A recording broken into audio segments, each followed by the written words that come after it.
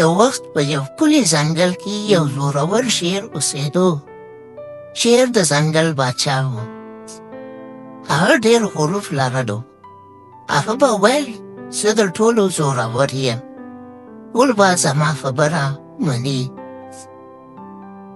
په همدغه ځنګل کې یو دیوه هم اوسېدو. دیوه زورور نه و خو ډېر هوښیار و. هغه به تل په عقل کار کاوه. یو ورځ په ځنګل کې قحط راغی. خوراک ډېر کم شو. ټول حیوانات وږي شول. شیر ټول حیوانات راوغوښتل او ویې ویل چې له نن نه وروستو به هر یو ښکار اول زه خورم. ټول حیوانات ویرېدل خو لیوه غلی پاتې شو. وروستو لیوه د شیر خواته لاړو او په ادب یې وویل ای د ځنګل پاچا، موږ یو ځای ښکار وکړو نو ډېر خوراک به پیدا کړو. شیر لږ سوچ وکړو او ویې ویل ښه ده، خو که ټوکه دې وکړه سزا به وویني. دیوه خوشحاله شول. شیر او د دیوه خپلو کې دوستانه جوړه شوه. شیر او دیوه یو ځای ځنګل ته لاړل.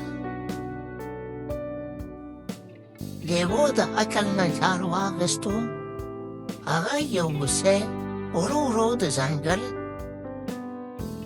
خواته راوسته.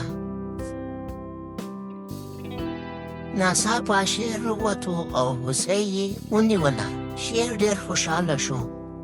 شیر وویل دا زما زور دی.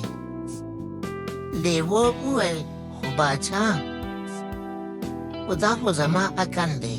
کله چې خوراک وخت راغی لیوه وویل باچا نیم ښکار زما حق دی. دا خبره د شیر خوښه نه شوه. هغه په غوسه شو او ویې ویل زه باچا یم، ټول خوراک زما دی. شیر ټول ښکار وخوړل. لیوه غمجن شو او څه یې ونه ویل. څه ورځ وروستو شیر ناروغه شو. هغه نور ښکار نه شو کولی. ټول حیوانات پرې لرې شول. خو لیوه راغی. لیوه ورته وویل باچا صاحب، زور تل نه وي، زه به درسره مرسته کوم.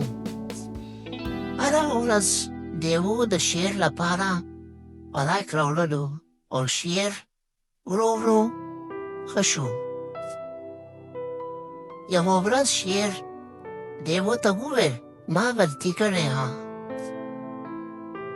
غرور ښه نه دی. شیر وویل اصلي طاقت په انصاف او په ښه اخلاقو کې دی. د هغې وروستو شیر عادل باچا شو. لیوه د هغه ښه ملګری شو.